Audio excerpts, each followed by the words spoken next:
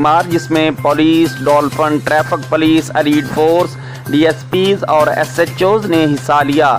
Flag march لوئے مار سے ہوتا ہوا داتا دربار، آزادی فلائی اوور، راوی اڈا، مستری گیٹ، گیٹ شاہ عالمی، باٹی گیٹ سے ہوتا ہوا لوئے مار ایس پی سٹی آفس پہنچا۔